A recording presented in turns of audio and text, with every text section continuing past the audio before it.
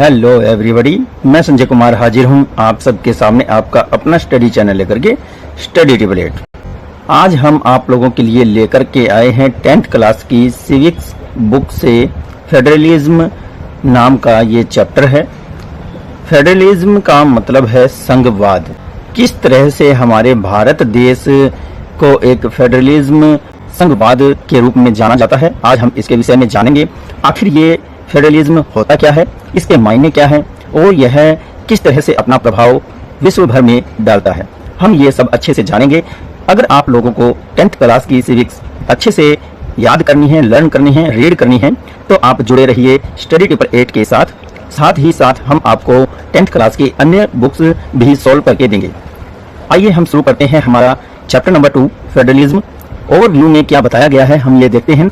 In chapter 1 we studied that vertical division of power among various levels of government is one of the major forms of sharing of power in modern democracies। यहाँ बताया गया है कि पिछले अध्याय में हम पढ़ चुके हैं कि शासन के विभिन्न स्तरों के बीच सत्ता का ऊर्ध्वाधर बंटवारा आधुनिक लोकतंत्र में सत्ता की साझेदारी का ही एक आम रूप है, ये बताया गया है। और आगे क्या बताया है देखते हैं। In this chapter we focus on this form of sharing of power. तो हम यहाँ पर इस चैप्टर में क्या देखेंगे, इस अध्याय में हम सत्ता के बंटवारे के इसी स्वरूप पर चर्चा करेंगे। It is most commonly referred to as federalism. और बताया गया है इससे एक ही लोकतांत्रिक व्यवस्था जो है वो किस तरह से बनती है और इसे आमतौर पर संघवाद कहा जाता है, यहाँ पर समझाने का प्रयास किया गया है। We start by describing federalism in common terms.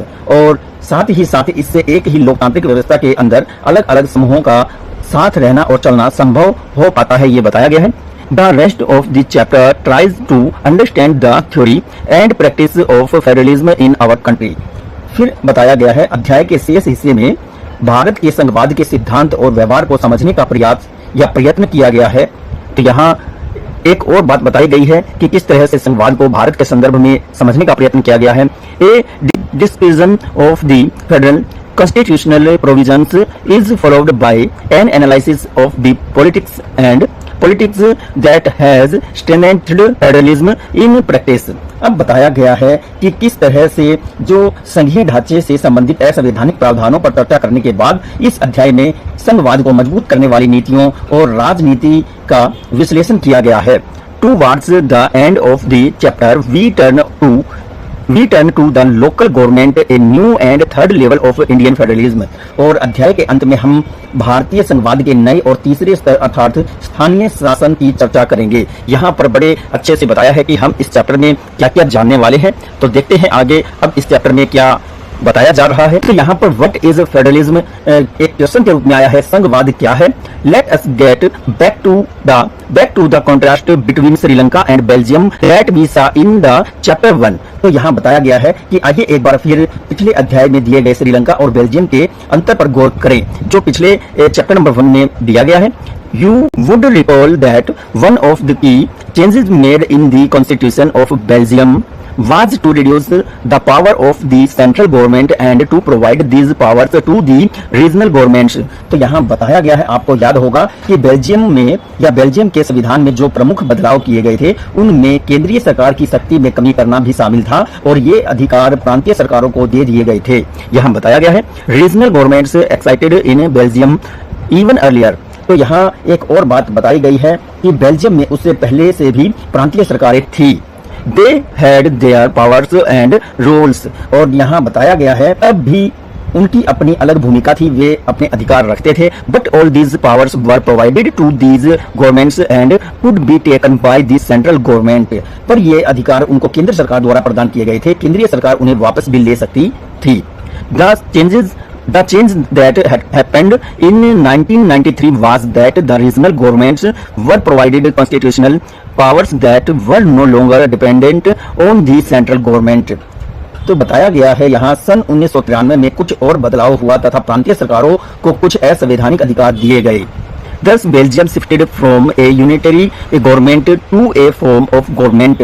और फिर यहाँ हम देख सकते हैं कि इन अधिकारों के लिए अब प्रांतीय सरकारें केंद्र पर निर्भर नहीं थी और बेल्जियम में एकात्मक शासन की जगह संघीय शासन प्रणाली स्थापित हुई। Sri Lanka continues to be a unitary system for all practical purpose where the national government bear all the powers. Tamil's leader desires Sri Lanka to become a federal system. यहाँ बताया गया है कि इस प्रकार बेल्जियम एकात्मक शासन की जगह संघीय शासन प्रणाली शुरू तो हुई, भारत के पड़ोसी देश श्रीलंका में व्यवहारिक रूप से अभी भी एकात्मक शासन व्यवस्था है जिसमें केवल केंद्रीय सरकार के पास ही सारे अधिकार हैं। ये सब बताए गए हैं। चलिए हम देखते हैं एक बार किस तरह से फेडरल पॉलिटिकल सिस्टम में जो सिस्टम्स हैं वो कहाँ है, आप वर्ल्ड के मैप में देख सकते हैं। तो फेडरल के यहाँ पर कुछ कंट्रीज के नेम दर्शाए गए हैं जिनके विषय में हमने पढ़ा है। बेल्जियम यहाँ है और यहाँ ठीक भारत के नीचे श्रीलंका है। तो देखिए किस तरह से अलग अलग कंट्रीज में अलग अलग तरह की सरकारें पाई जाती हैं। Federalism is a system of government in which the power is divided between A central authority and different constitute units of the nation. यहाँ समझाया गया है कि किस तरह से फेडरलिज्म है, ये जो संघवाद है, ये एक इस तरह का सिस्टम है जो सरकारों के बीच में जो सत्ता है, जो शक्ति है यानी कि पावर है, उसको बांटा जाता है केंद्रीय और दूसरी जो यूनिट्स हैं उनके बीच। फिर यहाँ पर देखा generally A federation has two levels of government, और साधारणतः किसी भी सरकार के दो संघ पाए जाते हैं, दो लेवल पाए जाते हैं। One is the government for the whole nation that is generally national interest. और यहाँ बताया गया है कि इनमें से मेन तो होती है कि जो पूरे देश में अपना रूल करती है और उसे केंद्रीय सरकार कहते हैं।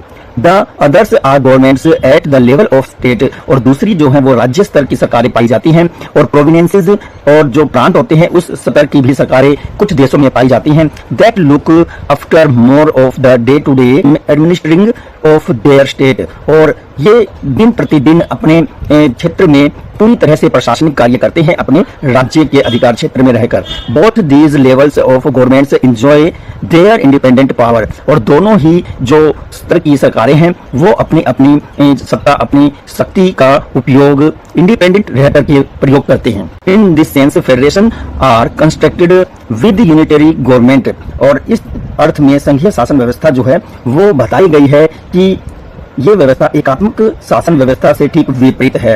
Under the unitary system either there is only sub units और one level of government are subordinate to the central government can pass on orders to the local government or the provincial। तो यहाँ बताया गया है एकात्मक जो व्यवस्था है वो शासन का सिर्फ एक ही स्तर होता है और बाकी इकाइयां उसके अधीन होकर अपना कार्य करती हैं। लेकिन यहाँ पर संघीय व्यवस्था में केंद्रीय सरकार किसी भी राज्य सरकार को कुछ खास करने का आदेश नहीं दे सकती। यहाँ बताया है नेक्स्ट लाइन में, but in a federal system the central government can not order the state government to do something. तो कुछ खास करने का ऑर्डर नहीं दे सकती है सेंट्रल गवर्नमेंट स्टेट गवर्नमेंट को। State government has its own power of which it is not answerable to the central government. तो जो राज्य सरकारें हैं उनकी कुछ अपनी ही विशेष पावर होती है जिनको लेकर के वो केंद्र सरकार को किसी प्रकार से जवाबदेह नहीं होती है। Both these governments are differently answerable to the peoples, और दोनों ही सरकारें अलग अलग तरह से जो लोग हैं उस देश में, उस राज्य में रहने वाले, उनको जवाबदेह होती है। तो इस तरह से देखिए फेडरलिज्म को समझाया गया है, कितना महत्वपूर्ण है ये हमारे लिए chapter. Let us see some of the key features of federalism. आओ अब हम संघीय व्यवस्था की कुछ महत्वपूर्ण विशेषताओं पर चर्चा करें। नंबर 1 है देयर आर 2 और मोर देन 2 लेवल्स और ट्राइज ऑफ गवर्नमेंट। यहाँ सरकार 2 या 2 से अधिक सत्रों वाली होती है। Number 2 various tiers of government govern the same citizens but each tier bear its own jurisdiction in specific matters of taxation, legislation and administration।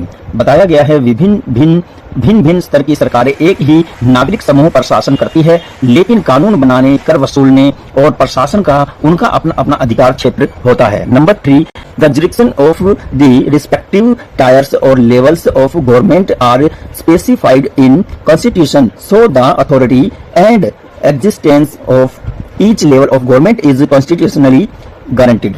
Next यहाँ बताया गया अलग अलग स्तरों की सरकारों के अधिकार क्षेत्र हमारे देश के संविधान में स्पष्ट रूप से वर्णित हैं। इसलिए संविधान सरकार के प्रत्येक स्तर के प्राधिकार और अस्तित्व की सुरक्षा और गारंटी देता है। नेक्स्ट पॉइंट है point number 4, the fundamental provisions of the constitution can not be changed unilaterally by one level of government. Such variations need the consent of both the levels or tiers of government.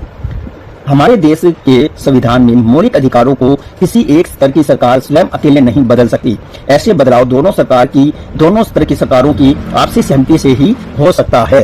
Point number 5, courts have the power of different levels of government and the power of interpret the constitution. The highest court behave like an empire of disputes arise between various levels of government in terms of their respective powers.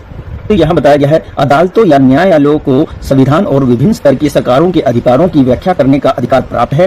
विभिन्न स्तर की सरकारों के मध्य अधिकारों के विवाद की स्थिति में सर्वोच्च न्यायालय एक निर्णायक की भूमिका अदा करता है। बहुत ही अच्छे से एक एक पॉइंट यहाँ समझाया गया है। अब हम देखते हैं point number 6, sources of revenue for each tier of government are specified clearly to make its financial autonomy sure.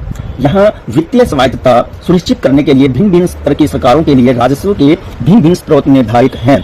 Next 7 number है, the federal system thus has dual objectives to promote and safeguard unity of the nation while at the same time accommodate regional diversity. Any two aspects are crucial for the practice of federalism and institutions.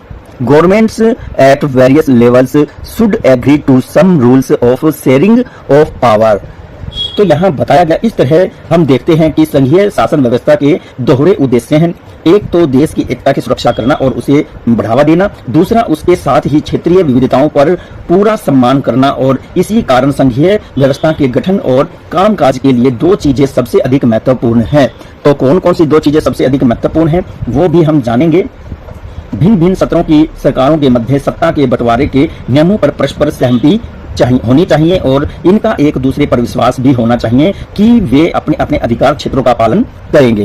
They should also trust that each would abide by it's part of the agreement.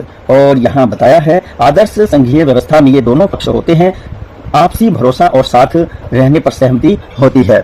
फिर है, an ideal federal system has both expects agreement to live together and mutual trust. The exact balance of power between the state and the central government changes from one federation to another. जहाँ केंद्र और विभिन्न राज्य सरकारों के मध्य सत्ता का बंटवारा प्रत्येक संघीय सरकार में भिन्न भिन्न किस्म का होता है, यह समझाने का प्रयास किया गया है। आगे बताया गया है, context in which the federation was created, there are two types of routes through which federation have been made. तो दो तरह का यहाँ जिक्र किया गया। यह बात इस चीज पर निर्भर करती है कि संघ की स्थापना किन ऐतिहासिक संदर्भों में हुई है। संघीय शासन व्यवस्थाएं प्राय दो तरीकों से संगठित होती है। तो कौन से हैं वो दो? तो देखिए, the first route comprises independent states coming together on their own to make a bigger unit so that by retaining identity and polling sovereignty they can arise their security. तो बताया गया है, पहला तरीका है दो या दो से अधिक स्वतंत्र राष्ट्रों को एक साथ लाकर एक बड़ी इकाई गठित करना। इसमें दोनों स्वतंत्र राष्ट्र अपनी अपनी प्रभुसत्ता को साथ करते हैं और अपनी अलग अलग पहचान को भी कायम रखते हुए तथा अपनी सुरक्षा और खुशहाली बढ़ाने का रास्ता भी अख्तियार करते हैं। तो यहाँ पर बहुत अच्छे से बताया गया है, this type of coming together federation include the USA, Australia and Switzerland. ये यहाँ पर एग्जांपल दिए हैं कि इस तरह के जो फेडरेशन होते हैं वो यूएसए, ऑस्ट्रेलिया और स्विट्जरलैंड जैसी कंट्रीज हैं। In this first category of federation all the constituent states generally have identical and equal power and are strong with the federal government. अपनी अपनी अलग अलग पहचान को भी कायम रखते हैं और अपनी खुशहाली बनाने का प्रयास करते हैं। तो यहाँ साथ आकर संघ बनाने के उदाहरण हैं। और इसी के साथ यहाँ पर बताया गया संघीय शासन व्यवस्था के संगठन का दूसरा तरीका बड़े देश, हम वो भी जानेंगे। तो क्या क्या आएगा इसमें? तो इससे पहले आमतौर पर प्रांतों का जो समान अधिकार होता है वो उनको प्राप्त होते हैं और वे केंद्र के बरक्स अधिक शक्तिशाली होते हैं, केंद्र से अधिक शक्तिशाली होते हैं। The second route is where a big nation decides to divide its power between the national government and the constituent state. Spain, India and Belgium are instances of this type of holding together federation. तो यहाँ बताया गया है कि ये जो सरकारें होती हैं, ये जो शक्ति होती हैं, ये ऐसे देश होते हैं जो अपनी पावर को डिवाइड करते हैं नेशनल तरीके से। एक तो वो नेशनल गवर्नमेंट को देते हैं पावर, दूसरा स्टेट लेवल को देते हैं। और जैसे ऐसी कंट्री है स्पेन, इंडिया, बेल्जियम एक्सेट्रा।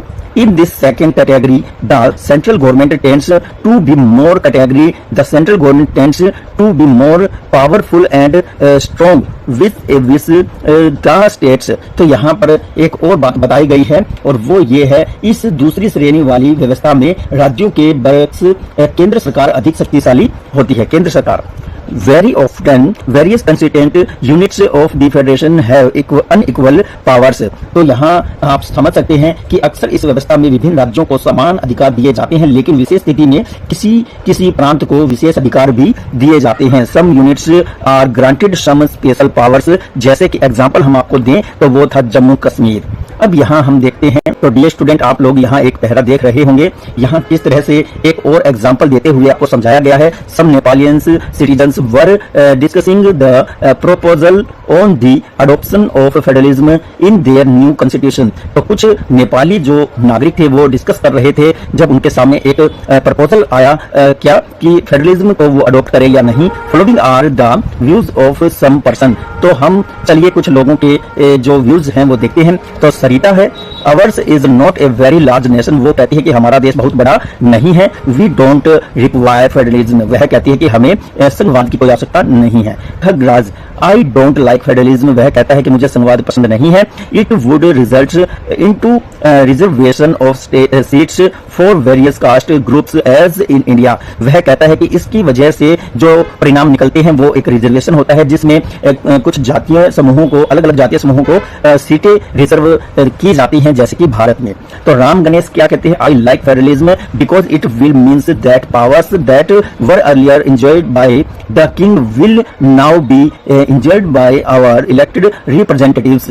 वो क्या कहता है, यहाँ पर हम देखते हैं राम गणेश, मुझे संघीय व्यवस्था पसंद है क्योंकि इसका तात्पर्य होगा कि पहले राजा जिन शक्तियों का इस्तेमाल करता था उनका इस्तेमाल इस व्यवस्था में केवल हमारे नव निर्वाचित जनप्रतिनिधि ही करेंगे। यदि आप इस चर्चा में सम्मिलित होते तो प्रत्येक टिप्पणी पर आपकी क्या प्रतिक्रिया होती और इनमें से किसने संघीय व्यवस्था के बारे में गलत टिप्पणी की है वो भी आपको बताना है। एक बाबूलाल नाम का व्यक्ति है, वो भी यहाँ पर अपना view, I am hopeful that the Terai areas will achieve more autonomy if they achieve their own state government. तो बाबूलाल कहता है, मुझे लगता है कि यदि तराई क्षेत्र की अपनी एक अलग राज्य सरकार बने तो क्षेत्र को अधिक स्वायत्तता मिल सकेगी। तो देखिए, प्रत्येक व्यक्ति की अलग अलग सोच होती है हर विषय पर। आप देख सकते हैं किस तरह से फेडरलिज्म के विषय में अलग अलग सोच होती है। तो संघ होते हैं, संघ समूह का ही एक रूप होता है और जब वो संघ किसी चीज की डिमांड करता है तो किसी भी गवर्नमेंट को उसकी बात माननी पड़ती है। तो what makes India A federal country. तो भारत में संघीय व्यवस्था, भारत में संघीय व्यवस्था क्या है इसके विषय में हम जानेंगे। तो सबसे पहले यहाँ देखते हैं, we have studied earlier that how small countries such as Sri Lanka and Belgium face a number of problems of managing diversity. हमने पहले पढ़ा है कि श्रीलंका और बेल्जियम जैसे छोटे देशों को भी अपने यहाँ की विविधता को संभालने में बहुत कठिनाइयों का सामना करना पड़ा। What about a vast nation such as India? तो इंडिया जैसे एक विशाल देश के विषय में क्या होगा, with so many religious languages and regions। तो यहाँ हम देखते हैं कि भारत एक बहुत ही विशाल देश है। जरा सोचिए इसको संभालने में कितनी कठिनाइयाँ आ रही होगी और कठिन होगा जहां बहुत सी भाषाएं और क्षेत्र तथा धर्मों के लोग रहते हैं। फिर यहाँ what are the power sharing arrangements in India. तो यहाँ पर भारत में बताया गया है कि जो सत्ता की साझेदारी है वो किस तरह की साझेदारी है, क्या व्यवस्था की गई है, उसके विषय में जानेंगे। Let us start with the Constitution. India had emerged as an independent country after a bloody and painful partition. तो यहाँ बताया गया है, आओ अब हम संविधान से ही शुरुआत करें। एक बहुत ही दुखद और रक्त रंजित विभाजन के बाद हमारा देश स्वतंत्र हुआ था। सभी को पता है हमारे देश को आजादी मिली और फिर विभाजन हुआ, उसमें बहुत सा खून खराबा हुआ। Soon after independence various principally states become a part of the nation. तो यहाँ स्वतंत्र होने के बाद हमारे देश में जो स्वतंत्र रजवाड़े थे, जो छोटे छोटे राजाओं की रियासतें थी, उनसे मिलकर के एक भारत देश का गठन किया गया। The constitution declare our country as a union of states. तो संविधान के द्वारा हमारे देश को एक संघ का जो राज्य है वो घोषित किया गया है, राज्यों का संघ घोषित किया गया है। The Indian union is based on the principles of federalism, although it did not use the word federation. तो यहाँ बताया गया है भारतीय संविधान ने हमारे देश को राज्यों का संघ घोषित तो किया, इसमें संघ शब्द नहीं आया, लेकिन भारतीय संघ का गठन संघीय शासन व्यवस्था का सिद्धांत पर ही हुआ है। Let us go back to the 7 features of federalism described above. आइए हमने ऊपर संघीय व्यवस्था की जिन 7 विशेषताओं का जिक्र किया था उनके बारे में फिर से विचार विमर्श करते हैं। We can see that all these features apply to the provisions of the Indian Constitution. हम यह देख सकते हैं कि ये सभी बातें भारतीय संविधान के विभिन्न प्रावधानों पर स्पष्ट रूप से लागू होती है। The Constitution originally provided for a two-level system of government, the central government or what we call the union government sharing the state governments and the union of land of India। यहाँ पर देखिए संविधान ने मौलिक रूप से 2 स्तरीय शासन व्यवस्था का प्रावधान किया था। एक तो संघ सरकार जिसे हम केंद्र सरकार कहते हैं और दूसरी राज्य सरकारें। केंद्र सरकार को संपूर्ण भारतीय संघ का प्रतिनिधित्व करना था। तो यहाँ पर बहुत अच्छे से समझाया है कि भारत में किस तरह से स्ट्रक्चर बना है पावर शेयरिंग का। और आगे देखिए आगे क्या बताया है। Later a third level of federalism was added in the form of municipalities and panchayat. तो यहाँ बताया है बाद में नगर पालिकाओं और पंचायतों के रूप में संघीय शासन का एक तीसरा स्तर भी जोड़ा गया और these different levels enjoy different jurisdictions। किसी भी संघ व्यवस्था की तरह अपने यहाँ भी 3 स्तर की शासन व्यवस्थाओं के अपने भिन्न भिन्न अधिकार क्षेत्र है। The Constitution provides clearly a threefold distribution of legislative powers between the state governments and the union governments। तो यहाँ संघीय संविधान में स्पष्ट रूप से राज्य सरकारों और केंद्र सरकार के मध्य विधायी अधिकारों को 3 हिस्सों में बांटा गया है। ये 3 सूचियां इस प्रकार हैं। Union list consists subject of national importance like defense of the country, banking, foreign affairs, currency and communications। संघ सूची में प्रतिरक्षा, बैंकिंग, विदेशी मामले, संचार और मुद्रा जैसे राष्ट्रीय महत्व के विषय शामिल है। They are included in this list because we require a uniform policy on these matter through out the nation. संपूर्ण देश के लिए इन मामलों में एक तरह की नीतियों की आवश्यकता होती है, इसलिए इनको यूनियन गवर्नमेंट के लिए चुना गया। The union government alone can make laws and regulation associated with the subjects mentioned in the union list. इसी कारण से इन विषयों को संघ सूची में शामिल किया गया है। स्टेट लिस्ट के विषय में देखते हैं। State list involve subjects of local and state importance की like police, commerce, trades, irrigation and agriculture. राज्य सूची में पुलिस, वाणिज्य, व्यापार, कृषि और सिंचाई जैसे स्थानीय और प्रांतीय महत्व के विषय शामिल हैं। The state government alones can make laws associated with this subject described in this state list. राज्य सूची में वर्णित विषयों के संबंध में केवल राज्य सरकार ही कानून बना सकती है, ये बताया गया है। थर्ड पॉइंट है concurrent list includes subject of common interest to both the state government as well as the union governments like forest। तो ये जो तीसरी सूची है इसको समवर्ती सूची कहते हैं। इसमें शिक्षा, विवाह, वन, मजदूर संघ, गोद लेना तथा उत्तराधिकार जैसे वे विषय हैं जो केंद्र सरकार के साथ राज्य सरकारों के अधिकार के साथ सरकारों की साझी दिलचस्पी में आते हैं। Education, marriage, trade unions, adoption and succession. तो ये सभी जो मुद्दे हैं वो समवर्ती सूची में आते हैं। Both the state as well as the union government can make laws and regulation on the subject mentioned in this list. यहाँ बताया गया है कि इन विषयों पर कानून बनाने का जो अधिकार है वो केंद्र सरकार और राज्य सरकार दोनों को ही मिला हुआ है। If the laws of both the government conflict with each other, the law made by the union government will prevail।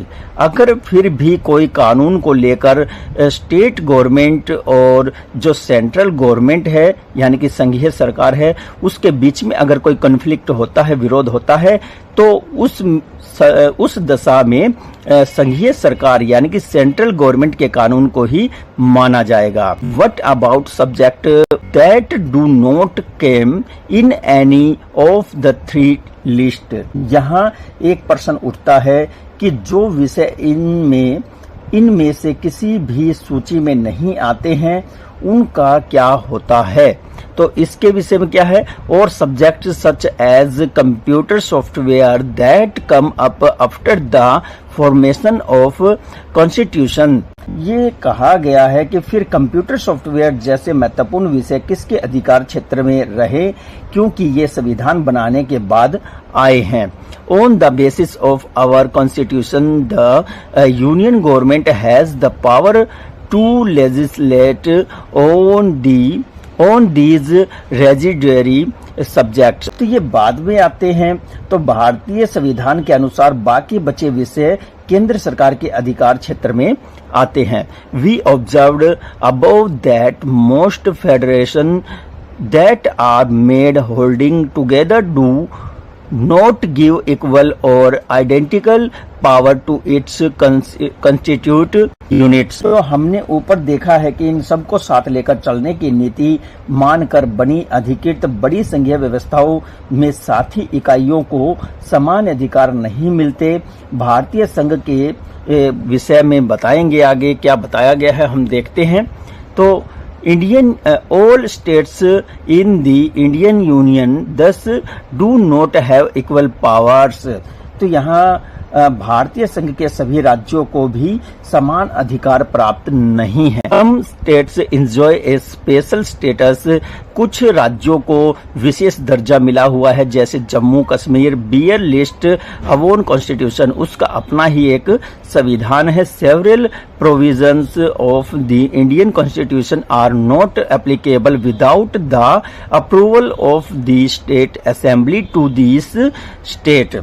तो यहाँ पर आप लोगों को जानने को मिलेगा इस राज्य में विधानसभा की अनुमति के बिना भारतीय संविधान के कई प्रावधानों को लागू नहीं किया जाता और identical special provisions exist for some other states of India as well. यहाँ बताया गया है कि इस राज्य के स्थायी निवासियों के अलावा कोई भी भारतीय नागरिक यहाँ मकान या जमीन नहीं खरीद सकता।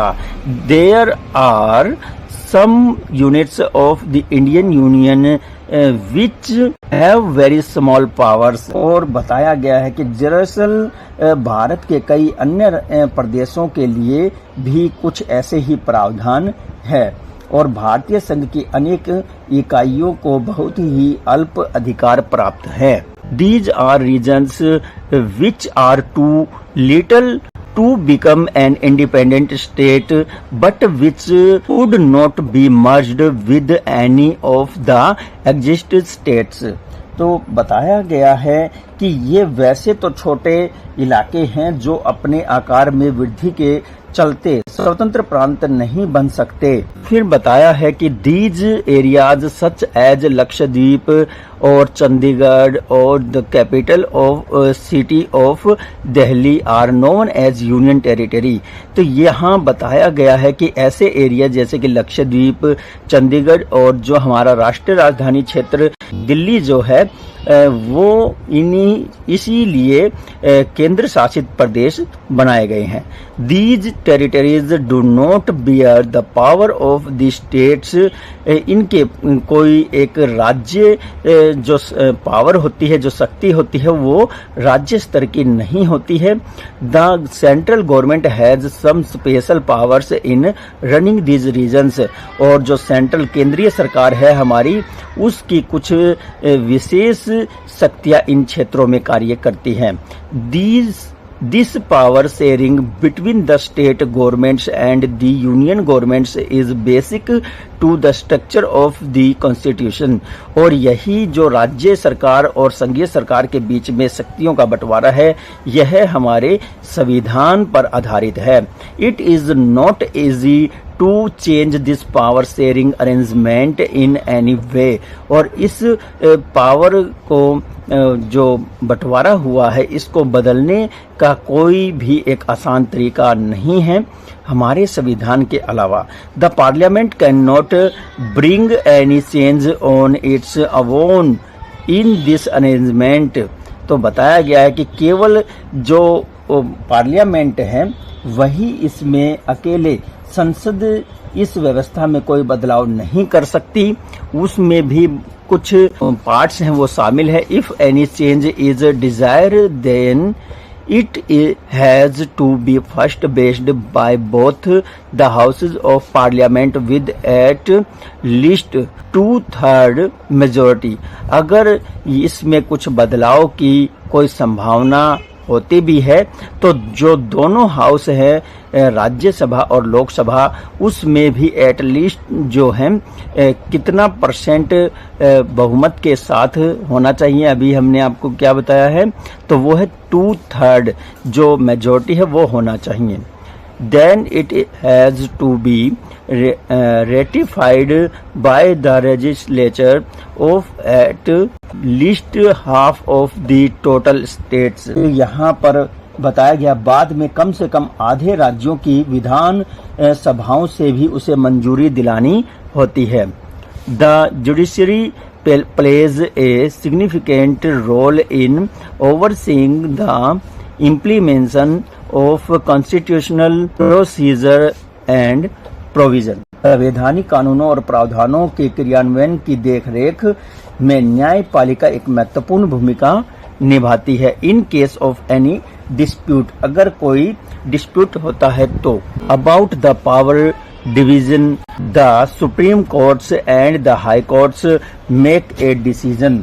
अगर दोनों सरकारों के बीच में किसी प्रकार का कोई टकराव होता है तो उस समय सुप्रीम कोर्ट और हाई कोर्ट ही अपना डिसीजन लेते हैं। The states and union governments have the power to increase resources by levying taxes to carry on the government and the responsibilities assigned to each of them. तो यहाँ बताया गया है सरकार चलाने और अपनी जिम्मेवारियों का निर्वाह करने के लिए जरूरी राजस्व की उगाही के बारे में राज्य सरकारों और केंद्र सरकारों को कर लगाने और संसाधन जमा करने का अधिकार होता है। यहाँ पर बताया है latest listen to radio. Radio के विषय में ये बताया है कि जो हम सुनते हैं आकाशवाणी वगैरह, तो अलग अलग चैनल होते हैं।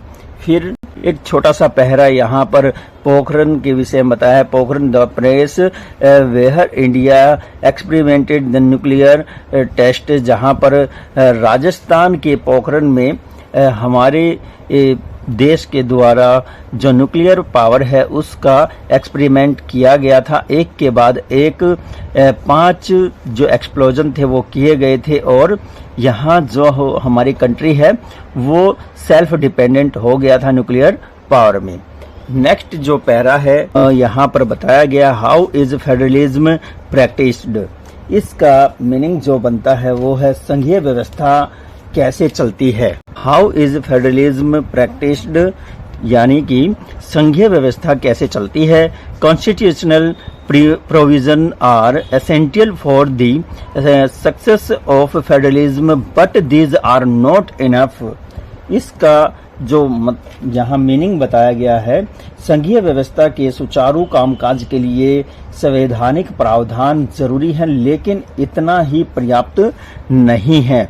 If the federal experiment became successful in India, it is not merely because of the clearly laid out of the provision of Constitution।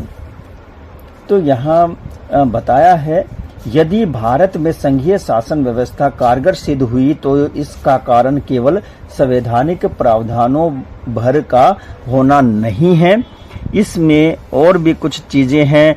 The actual success of federalism in our country can be attributed to the nature of democratic politics in India. हमारे देश में संघीय व्यवस्था की सफलता का मुख्य श्रेय यहाँ की लोकतांत्रिक राजनीति के चरित्र को देना होगा। फिर इसके बाद this made it sure that the spirit of federalism desire for living. इसी से विविधता का आदर, संघवाद की भावना और संघ साथ रहने की इच्छा का हमारे देश में साझा आदर्श के रूप में स्थापित होना सुनिश्चित हुआ है। Together and respect for diversity become a shared ideal in India. Let us see some of the major ways in which this taken place. तो यहाँ हम जानेंगे, आओ अब हम कुछ प्रमुख बातों पर ध्यान दें जिनसे पता चलता है कि यह काम किस तरह से हो पाया है। अब नेक्स्ट यहाँ लिंग्विस्टिक स्टेट्स के विषय में बताया गया है, यानी कि भाषाई जो राज्य हैं उनके विषय में जानेंगे क्या कुछ प्रावधान रहे हैं। The formation of linguistic states was the major and a first test for democratic politics in India. If you see the political map of India when it started its journey as a democracy in 1947 and that of 2006, you will be amazed by extent of the variation. Several old states have vanished and several new states have been created. Areas, names and boundaries of these states have been changed. तो यहाँ कहा गया है भाषा के आधार पर हम प्रांतों का गठन भारत की लोकतांत्रिक राजनीति के लिए पहली और एक कठिन परीक्षा थी। हमारे देश में सन 1947 में लोकतंत्र की राह पर अपनी जीवन यात्रा प्रारंभ की। उस वक्त से लेकर सन 2006 तक का यदि आप राजनीतिक मानचित्र को देखते हैं तो इस समयावधि में बहुत से परिवर्तन हुए हैं और उन परिवर्तनों को देखकर आप बिल्कुल आश्चर्यचकित रह जाएंगे। कई पुराने प्रांत गायब हो गए थे और अनेक नए प्रांत बन चुके थे। अनेक प्रांतों की सीमाएं, क्षेत्र और नाम भी बदल चुके थे। In 1947, the boundaries of many old states of our country were changed in order to make new states. This was done to make it sure that people who spoke the same language lived in the same states.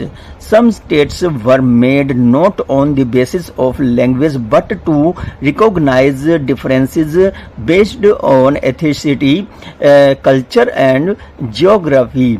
These includes states such as Uttarakhand, Nagaland and Jharkhand. तो यहाँ 1950 के दशक में नए राज्यों को बनाने के लिए भारत के कई पुराने राज्यों की सीमाएं बदली गई।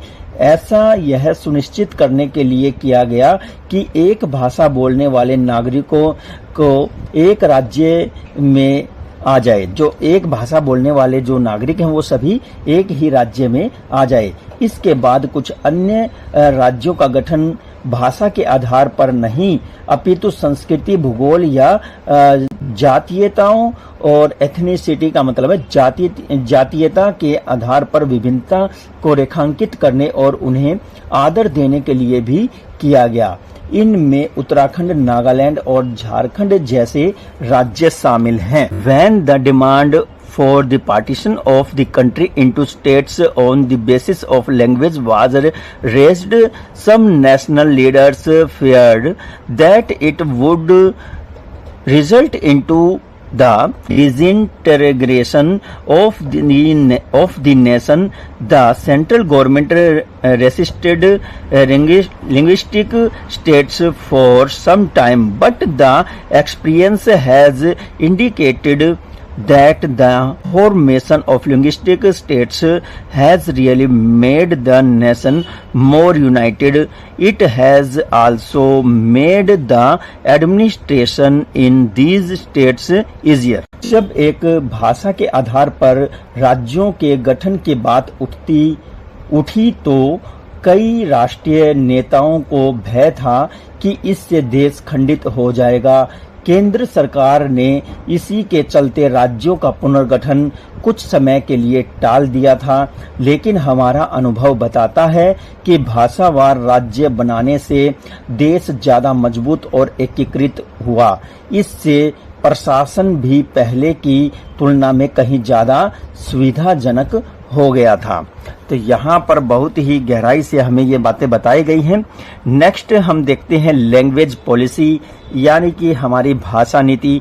The language policy is a second test for Indian Federation. Our constitution did not give the status of national language to any one language. Hindi was adopted as the official language, but Hindi is the mother tongue of only about 40% citizens of India. तो यहाँ देखिए हमारे देश के संघीय ढांचे की दूसरी परीक्षा भाषा नीति को लेकर हुई थी। भारतीय संविधान में किसी एक भाषा को राष्ट्रभाषा का दर्जा नहीं दिया गया। हिंदी को राजभाषा माना गया, लेकिन हिंदी सिर्फ 40% भारतीयों की ही मातृभाषा है। Therefore, there were various safeguards to protect other languages. Besides Hindi, there are 21 other languages recognized as by the Constitution. Scheduled language. A candidate in an examination conducted for the central government position may option to take the examination in any these languages. तो यहाँ पर बताया गया है कि इसी कारण अन्य भाषाओं के संरक्षण के अनेक दूसरे उपाय किए गए हैं। संविधान में हिंदी के अतिरिक्त अन्य 21 भाषाओं को अनुसूचित किया गया है और उनको अनुसूचित भाषा का दर्जा दिया गया है। केंद्र सरकार के किसी भी पद का उम्मीदवार इनमें से किसी भी भाषा में परीक्षा दे सकता है। State to have their own recognized official languages. Much of the government work occur in the official language of the concerned state. The leaders of our country, unlike Sri Lanka, adopted a very courteous attitude in extending the use. तो देखिए यहाँ पर कितने अच्छे से बताया है कि केंद्र सरकार के किसी भी पद में जो है हम ऑप्शन चुन सकते हैं अपनी भाषा के अनुसार, बशर्ते उम्मीदवार स्वयं इसको विकल्प के रूप में चुने। राज्य की भी अपनी अपनी भाषाएं हैं और राज्यों का अपना अधिकांश कार्य अपनी भाषा में ही होता है। श्रीलंका कि ठीक विपरीत हमारे देश के नेताओं ने हिंदी को इस्तेमाल को बढ़ावा देने का जो मसला था वो बहुत सावधानी से भरा और पूरी तरह से उसको व्यवहार में लेकर के आए। According to the constitution the use of English was the stop in 1965 for official purpose.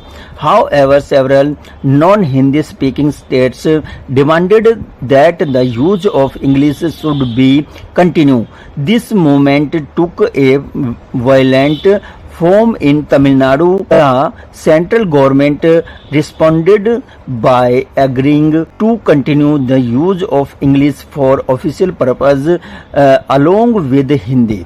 तो देखिए कितने अच्छे से हमारे देश ने यहाँ पर हैंडल किया है। भारतीय संविधान के अनुसार सरकारी कामकाज की भाषा के तौर पर अंग्रेजी का प्रयोग 1965 में बंद हो जाना चाहिए था, लेकिन अनेक गैर हिंदी भाषी प्रदेशों ने मांग की कि अंग्रेजी का प्रयोग जारी रखा जाए। तमिलनाडु में तो इस मांग ने उग्र रूप भी धारण कर लिया था, तो केंद्र सरकार ने हिंदी के साथ साथ अंग्रेजी को राजकीय कामों में इस्तेमाल करने की अनुमति देकर इस विवाद को सुलझाया था। Several critics think that this solution favored the English-speaking elite. Extension and promotion of Hindi continues to be the official policy of the government of our country. Promotion does not mean that the central government can impose Hindi on states where people speak a separate language. The flexibility represented by Indian political leaders helped India avoid the kind of situation that Sri Lanka finds itself in. तो यहाँ पर देखिए कितने अच्छे से हमारे देश ने इस समस्या को सुलझाया है। हिंदी के साथ साथ अंग्रेजी को राज्य कार्यों में जो है उसको मान्यता दी, और कई लोगों का मानना था कि इस समाधान से अंग्रेजी भाषी अभिजन को लाभ पहुंचेगा और राजभाषा के रूप में हिंदी भाषा को बढ़ावा देने की भारत सरकार की नीति बनी हुई है। लेकिन बढ़ावा देने का तात्पर्य यह नहीं है कि केंद्र सरकार उन राज्यों पर हिंदी को ही थोप सकती है जहां लोग कोई अन्य भाषा बोलते हैं। भारतीय राजनेताओं ने इस मामले में जो लचीला रुख अपनाया उसी से हम हमारे पड़ोसी देश श्रीलंका जैसी स्थिति में पहुंचने से बच गए हैं। तो यहाँ देखिए कितने अच्छे से हमारी कंट्री में इन समस्याओं को सुलझाया गया है और बहुत ही समझदारी पूर्ण तरीके से होने वाली समस्याओं को रोका गया है। तो डियर स्टूडेंट, ये हमारे सामने इंडिया का मैप है जो कि 1947 के समय का पॉलिटिकल मैप है। इसमें हम अपने देश और उसमें मौजूद स्टेट्स की जो बाउंड्रीज है वो देख सकते हैं। तो कहाँ पर कैसी लैंग्वेज बोली जाती है आप उसको समझ सकते हैं। आपकी बुक में ये जो मैप है वो दिया हुआ है। तो देखिए ये किस तरह से पाकिस्तान, बलूचिस्तान, सिंध ये क्षेत्र, और फिर उसके साथ लगता पंजाब जहां पंजाबी बोली जाती है, बंगाल है फिर बंगाली बोली जाती है। इसी तरह से इंडिया के अलग अलग स्टेट जो हैं वो दर्शाए गए हैं जिनमें उनकी अपनी ही राजकीय जो बोलियां हैं, भाषाएं हैं वो बोली जाती हैं। और इसी को देखते हुए हमारे देश में किसी एक लैंग्वेज को जो कहते हैं कि भाई राष्ट्रभाषा का दर्जा नहीं दिया गया है, अतः हमारे देश की कोई राष्ट्रभाषा नहीं है, नेशनल लैंग्वेज नहीं है तो केवल एक राष्ट्रभाषा की जगह राजभाषा को अपनाया गया है और वो है हिंदी। क्योंकि जो हमारे देश की टोटल पॉपुलेशन है उसका 40% पीपल्स जो है हिंदी यूज करते हैं, इसलिए हिंदी को राजभाषा का दर्जा दिया गया है। तो हम पढ़ेंगे सेंटर स्टेट रिलेशंस। तो यहाँ पर केंद्र राज्य के संबंध के विषय में जानेंगे। One more way in which federalism has been angled in practice is the end restructuring of centre state relations. बताया गया है केंद्र राज्य संबंधों में निरंतर आए बदलाव का यह उदाहरण बताता है कि व्यवहार में संघवाद किस प्रकार मजबूत हुआ है। how the constitutional arrangements for sharing power work in reality depends to a large extent on how the ruling leaders and parties follow these arrangements. सत्ता की साझेदारी का संवैधानिक व्यवस्था वास्तविकता में कैसा रूप लेगी, यह अधिकतर इस बात पर निर्भर करता है कि शासक दल और नेता किस प्रकार का व्यवस्था का अनुसरण करते हैं. For a long time, the some party ruled both in most of the states and at the center. This means that the state's government did not exercise their rights as autonomous federal units. काफी लंबे समय तक हमारे यहाँ एक ही party का केंद्र और अधिकांश राज्यों में शासन रहा है. इसका व्यवहारिक तात्पर्य यही हुआ कि राज्य सरकारों ने स्वायत्त संघीय इकाई के रूप में अपने अधिकारों का इस्तेमाल नहीं किया. When and as the ruling party at the state level was separate, the party's state power, parties that ruled at the center tried to undermine the state power. In those days, the central government would often misuse the constitution to dismiss the state governments that were controlled by rival parties. This undermine the spirit of federalism. यहाँ पर बताया गया है कि इसका जो मतलब बनता है हम आपको बिल्कुल अच्छे से बताने जा रहे हैं. जब राज्य और केंद्र में भिन्न भिन्न दलों की सरकारें होती हैं तो क्या होता है, तो भिन्न भिन्न दलों की जब सरकारें राज्य और केंद्र में होती हैं तो केंद्र सरकार ने राज्य के अधिकारों का या अधिकारों की अनदेखी करने का प्रयास किया. इन दिनों केंद्र सरकार अक्सर संवैधानिक प्रावधानों का दुरुपयोग करके विपक्षी दलों के राज्य सरकारों को भंग कर देती थी. यह संघवाद की भावना में प्रतिकूल कार्य था. All this changed after 1990 significantly. This period saw the rise of regional political parties in several states of the nation. This was also the starting of the era of coalition governments at the center. यहाँ देखिए सन 1990 के बाद यह स्थिति काफी बदल गई. इस अवधि में देश के कई राज्यों में क्षेत्रीय दलों का उदय हुआ. यही दौर केंद्र में गठबंधन सरकार की शुरुआत का भी था. क्योंकि किसी एक दल को लोकसभा में स्पष्ट बहुमत प्राप्त नहीं हुआ, इसलिए हम आगे देखेंगे.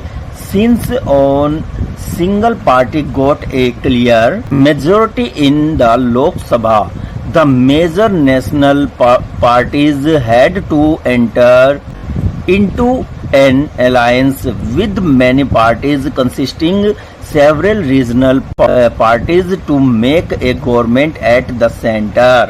तो यहाँ पर जो बताया गया है बड़ा ही लाभप्रद है हमारे लिए. तो देखिए क्या बताया है.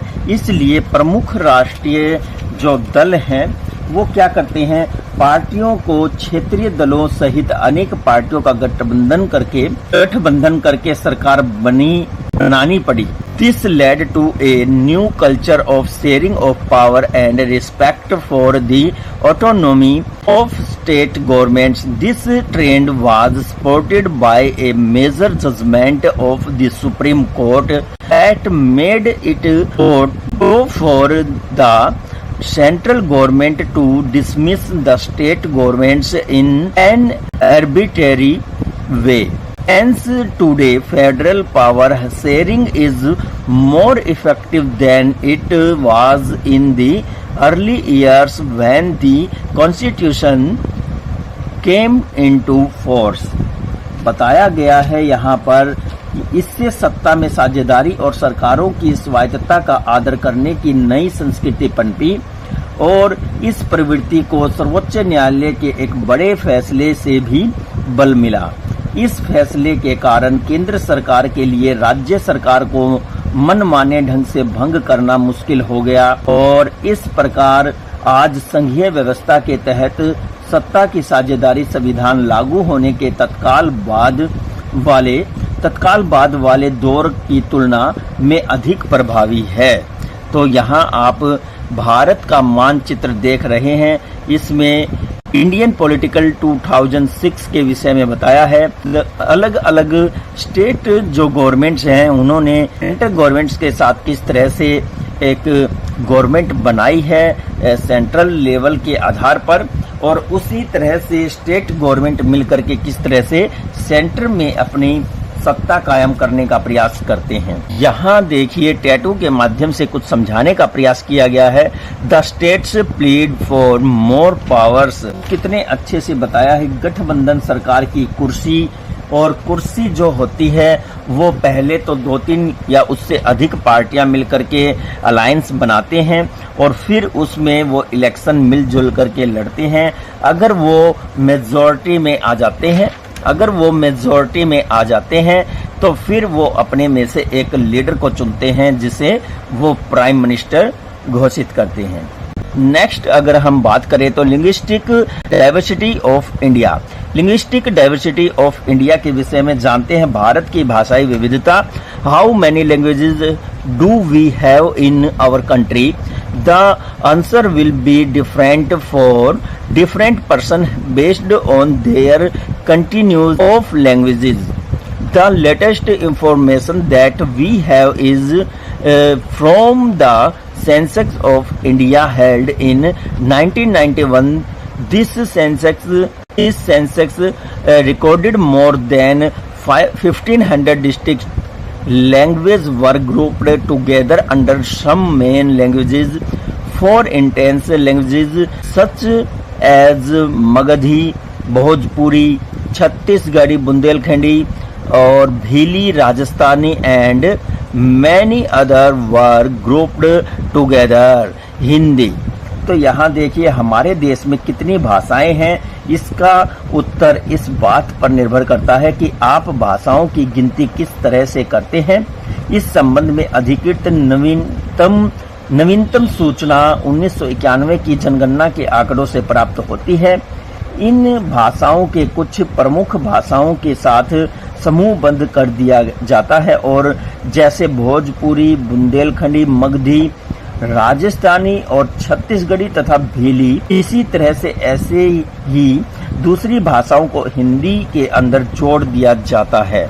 Even after this grouping of census again recorded 114 as major languages. Of these 22 languages are now included in the English schedule of the Indian Constitution and are therefore known as non-scheduled language. In terms of languages, India is perhaps the most diverse nation in the world. आगे बताया गया है कि ऐसी समूहबद्धता के बाद भी जनगणना में 114 प्रमुख भाषाएं पाई गई हैं, जिनमें से 22 भाषाओं को हमारे संविधान की 18वीं अनुसूची में रखा गया है और इसी कारण इन्हें अनुसूचित भाषाएं कहा जाता है। अन्य को गैर अनुसूचित भाषा कहते हैं।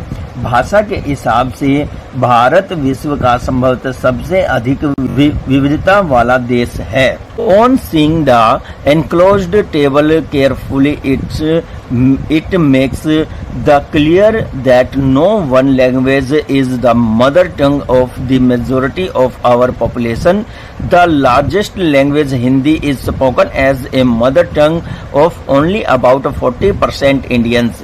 If we add this percentage to all those who knew Hindi as their second or third language, the total number was still less than 50% in 1991. Only 0.02% Indians recorded English as their mother tongue.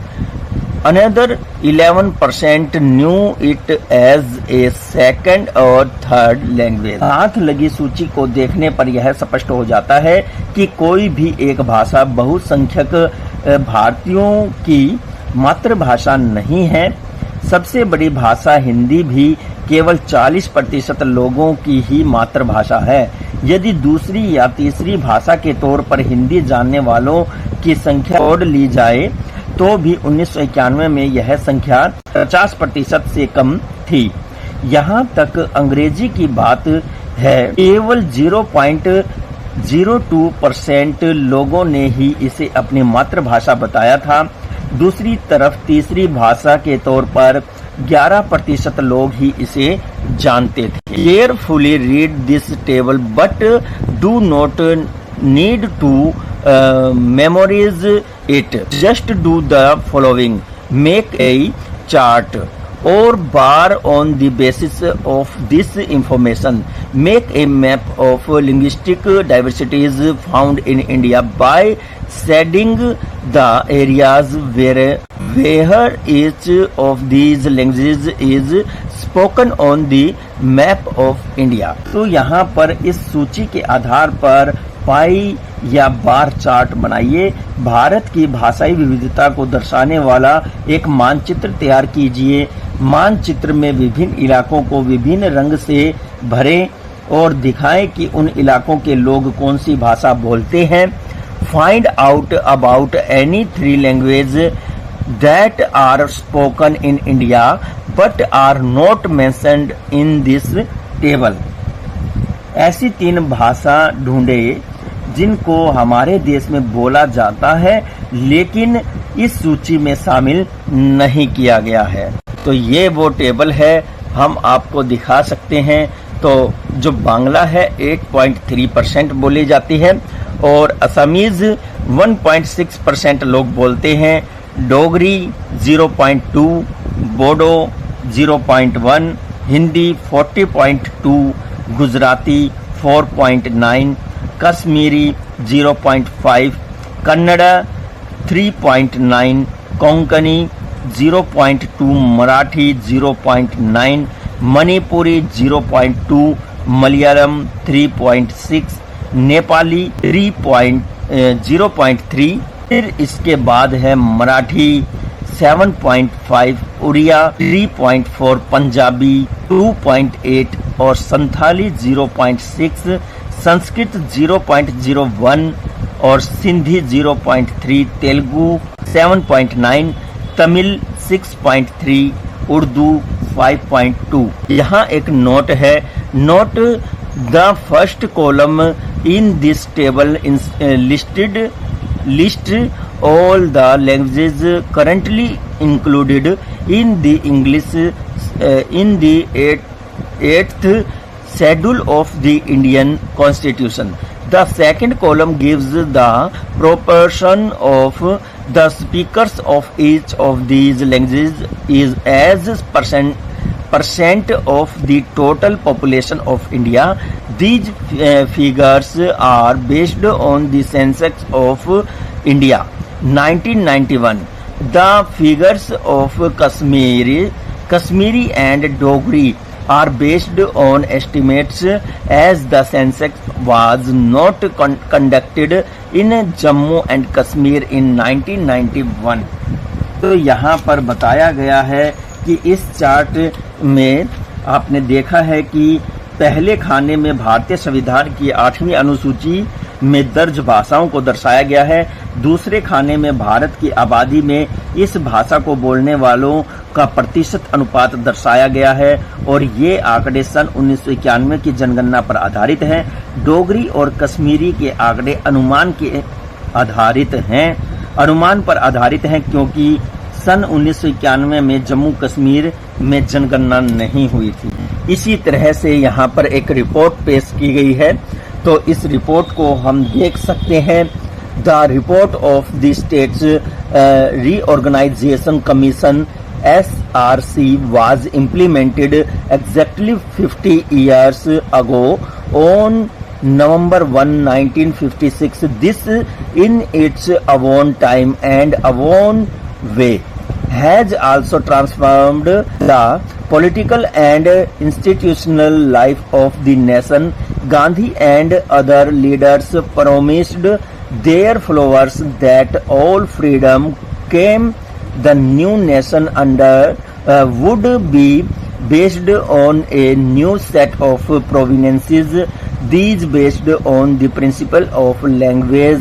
However, when India was finally freed in 1947, it was also divided. तो यहाँ क्या बताया गया है, भारत में किस तरह से हमें जब आज़ादी मिलती है तो उससे पहले अलग अलग लीडर्स ने क्या घोषणाएं की, लोगों से अपनी क्या क्या राय रखी है और किस तरह से उन्होंने कहा कि हम अपनी किस भाषा को मेन रखेंगे। तो अंततः 1947 में हमारा देश बंटवारे के साथ ही आज़ाद हो जाता है और फिर ये समस्या आती है कि किस भाषा को प्रमुख का दर्जा दिया जाए। तो वहाँ पर कॉन्फ्लिक्ट को ख़त्म करने के लिए किसी भी भाषा को हमारे देश की प्रमुख भाषा का दर्जा नहीं दिया गया। अगर एक भाषा को दर्जा ऊंचा दिया गया है तो वो है हिंदी, जिसे राजभाषा का दर्जा दिया गया है। अब हम बात करते हैं decentralisation in India. We observed above that federal governments have 2 or more tiers of governments. We have discussed so far the 2 tiers of government in our nation, but a vast nation like India cannot be run or move only through these 2 tiers. State in India are as large as independent nation of Europe. In terms of population, Uttar Pradesh is larger than Russia. Maharashtra is about as large as Germany. Several these states are internally very diverse. क्या बताया गया है, हम देखते हैं यहाँ पर भारत में विकेंद्रीकरण की बात कही गई है। हमने अभी यह पढ़ा कि संघीय सरकारें 2 या 2 से अधिक सत्रों वाली होती है। हमने अपने देश में 2 सत्रों वाली सरकार की चर्चा की है, लेकिन भारत जैसे अति विशाल देश में सिर्फ 2 सरकार की शासन व्यवस्था से ही बढ़िया शासन नहीं चल सकता। भारत के प्रांत यूरोप के स्वतंत्र देशों से भी अधिक बड़े हैं और जनसंख्या के हिसाब से रूस से उत्तर के बराबर है। तो रूस से उत्तर के बराबर है। भारत के कई राज्य स्वयं भी अंदरूनी तौर पर विविधताओं से भरे हुए हैं। Thus is these a requirement for power sharing among these states. Federal power sharing in India requires another tier of government below that of the state governments. This is the rationale for decentralization of power. तो यहाँ बताया गया है किस तरह से भारत में संघीय सत्ता की साझेदारी 3 स्तरों पर करने की आवश्यकता है, जिनमें तीसरा स्तर स्थानीय सरकारों का हो और विकेंद्रीकरण के पीछे यही तर्क दिया गया, जिसके परिणाम स्वरूप 3 स्तरों की सरकार का संघीय ढांचा सामने आया, जिसमें तीसरे स्तर को स्थानीय शासन के नाम से जाना जाता है। When power is taken away from state and central governments and provided to local government, it is known as decentralization. Is that there are numerous issues and problems which are settled best at the local level. People have better knowledge of problems in their own localities. They also have realized one important principle of democracy called local self-government. तो यहाँ देखिए, जब राज्य और केंद्र सरकार से शक्ति लेकर स्थानीय सरकारों को प्रदान की जाती है तो इसे सत्ता का विकेंद्रीकरण कहा जाता है। विकेंद्रीकरण के पीछे बुनियादी सोच यह है कि अनेक समस्याओं और मुद्दों का निपटारा स्थानीय स्तर पर ही उचित ढंग से हो सकता है। लोगों को अपने इलाके की समस्याओं को बेहतर जानकारी होती है। लोगों को इस बात की भी अच्छी समझ होती है कि धन कहाँ खर्च किया जाए और चीजों का अधिक कुशलता से इस्तेमाल किस प्रकार किया जाए। इसके अतिरिक्त स्थानीय स्तर पर लोगों को फैसलों में प्रत्यक्ष भागीदार बनाना भी संभव हो जाता है। इससे लोकतांत्रिक सत्ताधारी या हिस्सेदारी की आदत पड़ती है और स्थानीय सरकारों की स्थापना स्वशासन के लोकतांत्रिक सिद्धांत को वास्तविक बनाने का सबसे अच्छा तरीका है। The requirement for decentralization was recognized in our constitution. Since then, there have been many attempts to decentralize the power to the level of town and villages. Panchayats in municipalities and villages in urban areas were set up in almost all the state, but these were directly under the control of state government. Election to these local governments were not held regularly. Local government did not have any resources or powers of their own. There was thus very little decentralization in effective terms. In 1992, a major step towards decentralization was taken. The constitution was amended to make the third tier of democracy more effective and powerful. तो यहाँ क्या बताया गया है, ये समझने वाली बात है। जब राज्य सरकार की हम बात करते हैं, केंद्र सरकार की बात करते हैं, तो उनकी शक्तियों का बंटवारा किया गया है। तो विकेंद्रीकरण की आवश्यकता हमारे संविधान में भी स्वीकार की गई है। इसके बाद से शहर और गांव के स्तर पर सत्ता के विकेंद्रीकरण की अनेक कोशिशें हुई। सभी राज्यों में गांव के स्तर पर ग्राम पंचायतों तथा शहरों में नगरपालिकाओं की स्थापना की गई, लेकिन इन्हें राज्य सरकारों के सीधे नियंत्रण में रखा गया था। इन स्थानीय सरकारों के लिए नियमित ढंग से चुनाव भी नहीं होते थे। इनके पास न तो स्वयं का कोई अधिकार था और न ही संसाधन।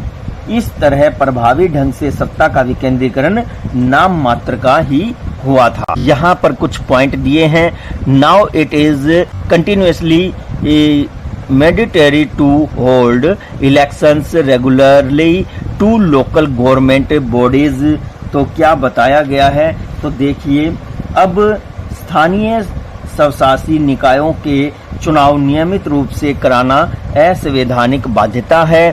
Seats are reserved in the executive heads and the elected bodies of these institutions for the scheduled tribes, scheduled caste and other backward classes। तो निर्वाचित स्वशासी निकायों के सदस्य तथा पदाधिकारियों के पदों में पिछड़ी जातियों, अनुसूचित जनजातियों और अनुसूचित जातियों के लिए सीटें आरक्षित है। About 1/3 seat of all positions are reserved for women। कम से कम 1/3 पद महिलाओं के लिए आरक्षित हैं। An independent institution known as the State Election Commission has been formed in each state to conduct municipal and panchayat election. राज्य यहाँ बताया है, प्रत्येक राज्य में नगर पालिका और पंचायत चुनाव कराने के लिए राज्य चुनाव आयोग नामक स्वतंत्र संस्था का गठन किया गया है। The state governments are needed to share some powers and revenue with local government bodies। The nature of sharing change from state to state। राज्य सरकारों को अपने राजस्व तथा अधिकारों का कुछ भाग इन स्थानीय स्वशासी निकायों को देना पड़ता है। सत्ता में भागीदारी की प्रकृति प्रत्येक राज्य में भिन्न भिन्न है। अब बताया गया है, rural local government is popularly called Panchayati Raj. Each village और a group of villages in several states has a Gram Panchayat. This is a council including several ward members, often known as panch, and a sarpanch and president। They are elected directly by all the adult population living in their village or ward। तो यहाँ बताया गया है कि गांव के स्तर पर मौजूद स्थानीय स्वशासन व्यवस्था को पंचायती राज कहा जाता है। हर गांव में और कुछ राज्यों में ग्राम समूहों की एक ग्राम सभा होती है और यह एक प्रकार की परिषद है जिसमें कई सदस्य और एक अध्यक्ष होता है। सदस्यों का चुनाव वार्डों से होता है और उन्हें सामान्यतः पंच कहते हैं। अध्यक्ष को सरपंच या प्रधान कहा जाता है। इसका चुनाव गांव तथा वार्ड में रहने वाले सभी वयस्क लोग मतदान के माध्यम से करते हैं। यह संपूर्ण पंचायत के लिए निर्णय लेने वाली संस्था है। पंचायतों का कार्य ग्राम सभा की देखरेख में चलता है और गांव के सभी मतदाता इसके सदस्य होते हैं।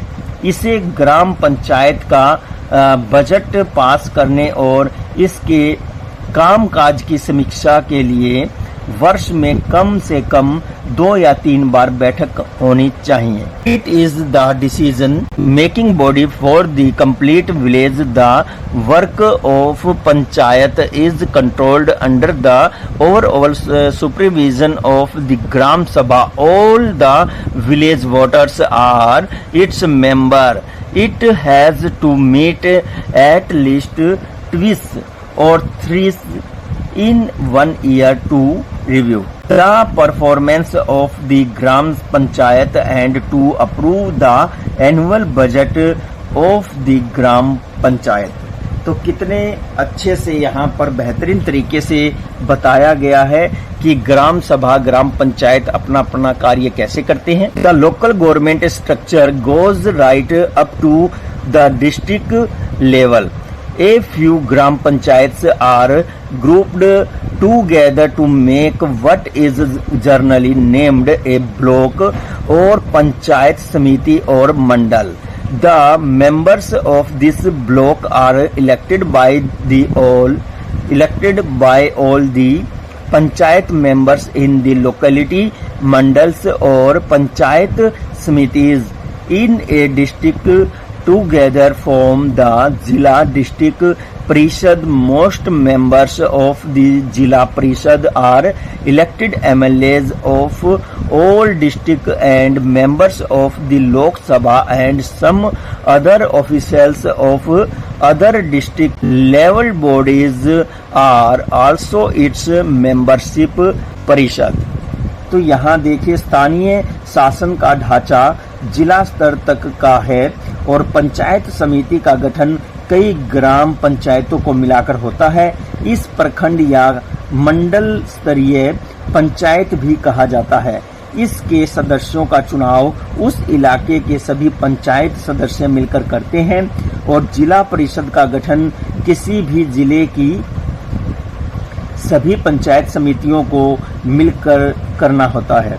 जिला परिषद के अधिकांश सदस्यों का चुनाव होता है और जिला परिषद में उस जिले से विधानसभा और लोकसभा के लिए चुने गए विधायक और संसद तथा जिला स्तर की संस्थाओं के कुछ अधिकारी भी सदस्य के रूप में होते हैं।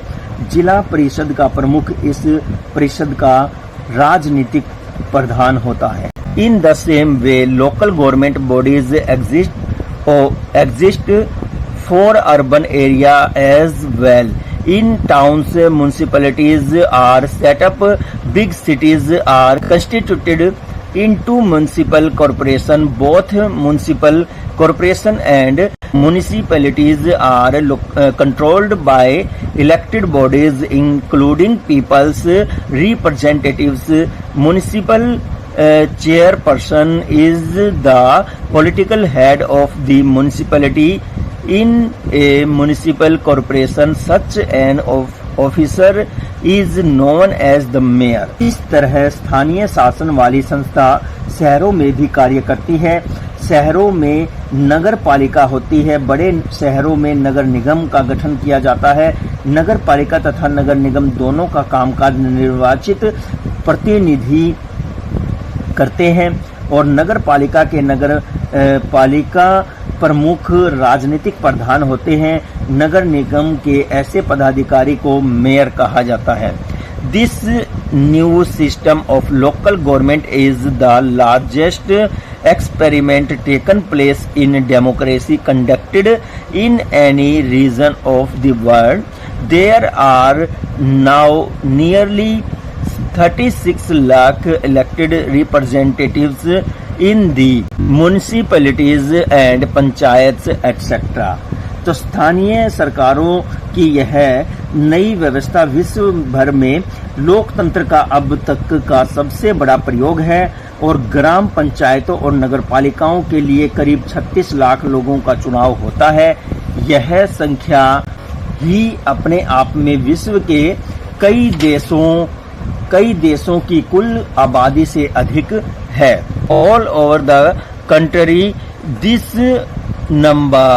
This number is bigger than the population of different nations in the world. तो यहाँ बताया है कि यह संख्या अपने आप में ही बहुत से देशों की जनसंख्या से भी अधिक है। Constitutional status for local government has helped us to deepen democracy in our nation.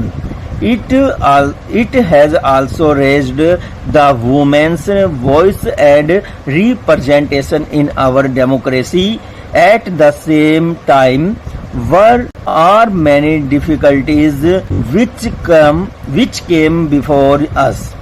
While elections are held enthusiastically and regularly, Gram Sabha are not held regularly. Most state governments have neither provided significant powers nor have they given adequate resources to the local governments. Thus, we are still a long way from realizing the idea of self-government. तो यहाँ बताया है किस तरह से ये सरकारें मजबूत बनती हैं और इनसे महिलाओं का प्रतिनिधित्व बढ़ाने के साथ ही हमारे लोकतंत्र में उनकी आवाज को और अधिक मजबूत किया जाता है और अधिक मजबूत किया है। बहरहाल इन सब के बावजूद अभी भी अनेक कठिनाइयां कायम हैं।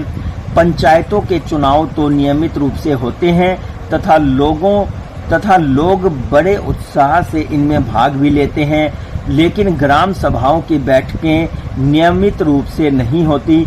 ज्यादातर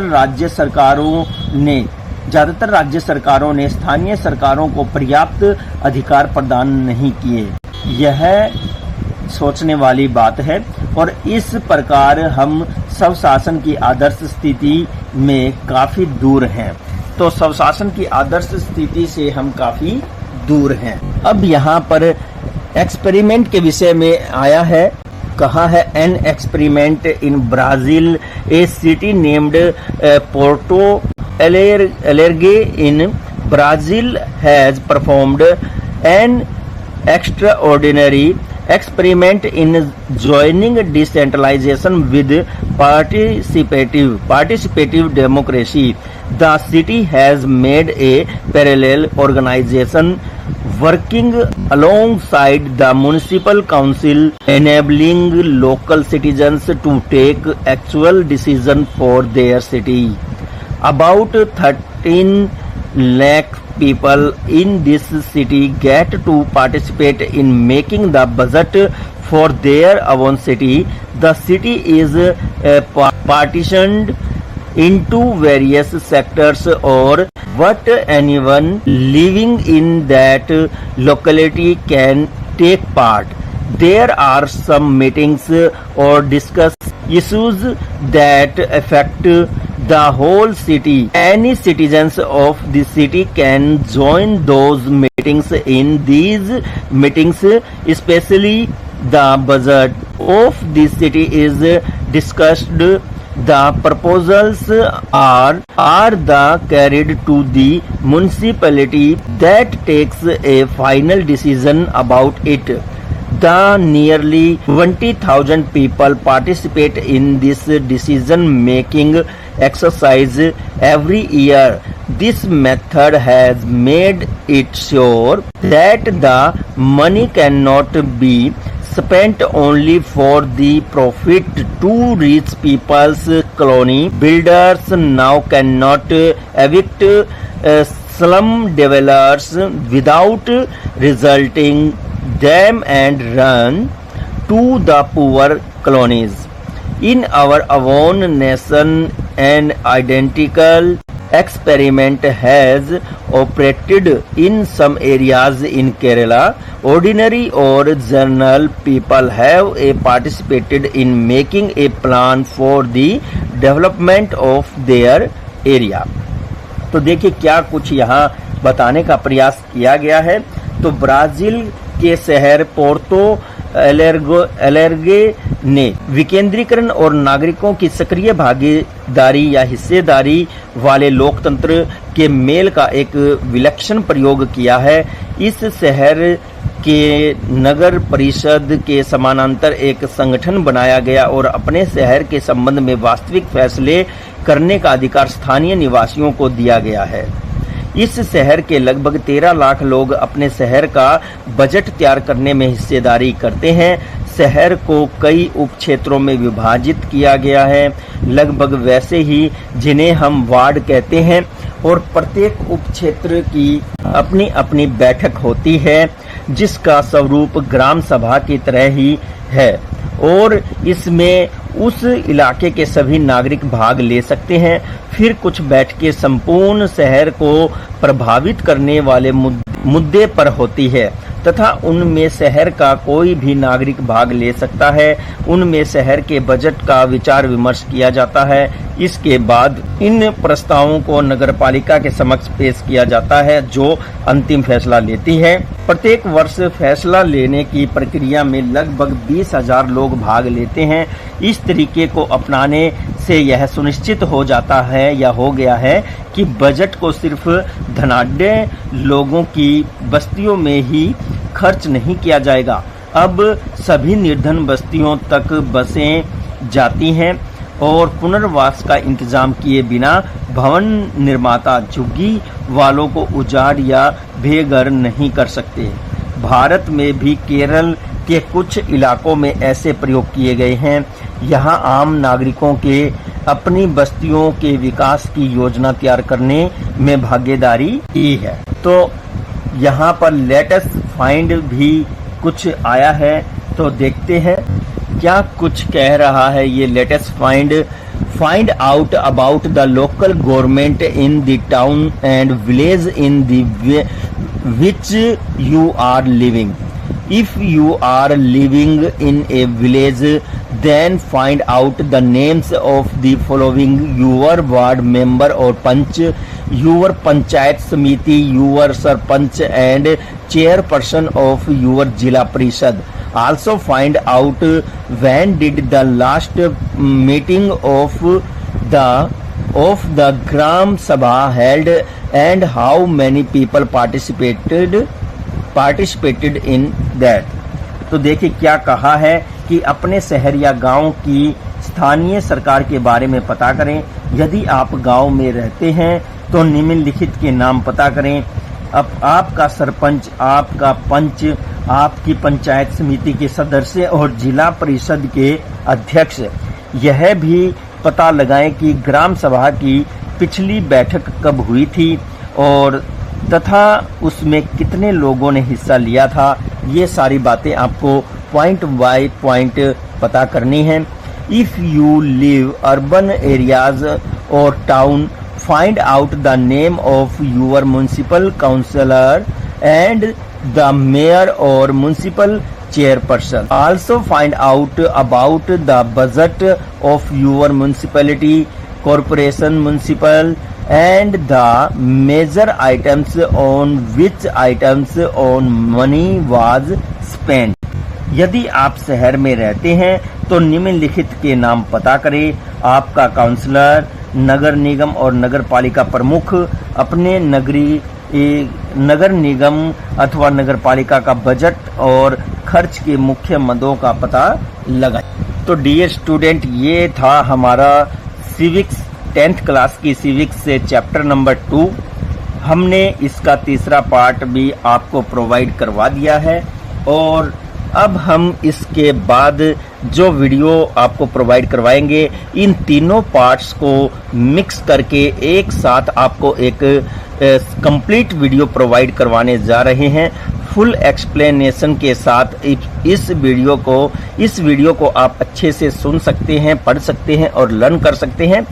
इस वीडियो के दौरान अगर आपको कोई भी डाउट होता है और वो अगर क्लियर नहीं हुआ है तो आप हमें जल्द से जल्द स्टडी 888 चैनल के कमेंट बॉक्स में अपना कमेंट करके हमें ज़रूर बताएं, ताकि समय रहते हम आपके डाउट्स क्लियर कर सकें। बहुत से स्टूडेंट कमेंट करके पूछते रहते हैं और कुछ ना कुछ डाउट्स ज़रूर होते हैं किसी भी विषय से, तो हम उनको क्लियर करने का पूरा प्रयत्न करते हैं। आप लोग उम्मीद करता हूं अच्छे से इस चैप्टर को समझ गए होंगे, किस तरह से सत्ता की साझेदारी जरूरी है और पावर को डिसेंट्रलाइज करना भी किस तरह से जरूरी है और किस तरह से फेडरलिज्म होना भी जरूरी है। ये सारी बातें हम इसी चैप्टर के दौरान समझते हैं। इस चैप्टर का कुछ पोर्शन फर्स्ट चैप्टर से अटैच है, तो कुछ पोर्शन थर्ड चैप्टर से अटैच है। जो हमारा इस बुक का थर्ड चैप्टर है वो भी बड़ा इंटरेस्टिंग है। जल्द ही हम उस चैप्टर की भी फुल एक्सप्लेनेशन आप लोगों को प्रोवाइड करवाने जा रहे हैं। तो आप लोगों से हम आग्रह करते हैं, अगर आपको इस चैनल के द्वारा दी गई वीडियोस पसंद आती हैं, ये वीडियो आपको अच्छी लगी है, आपको लगा है कि यूजफुल वीडियोस आपको दी जा रही हैं, तो स्टडी 888 चैनल की प्रत्येक वीडियोस को लाइक, कमेंट, शेयर जरूर करें। ज़्यादा से ज़्यादा लोगों तक आप अपने इस चैनल का लिंक शेयर करें और ज़्यादा से ज़्यादा लोगों को सब्सक्राइब करवाएं तथा आप प्रत्येक वीडियो को लाइक, कमेंट, शेयर जरूर करें। तो मिलते हैं फिर से इसी चैप्टर की फुल एक्सप्लेनेशन एक वीडियो को लेकर के हम आएंगे और उस वीडियो के माध्यम से हम आपको कम समय में कंप्लीट चैप्टर प्रोवाइड करवाने जा रहे हैं। तब तक के लिए मुझे दीजिए इजाजत। मैं संजय कुमार फिर से हाजिर हो जाऊंगा आप लोगों के सामने एक और बेहतरीन वीडियो के साथ। नमस्कार, जय हिंद।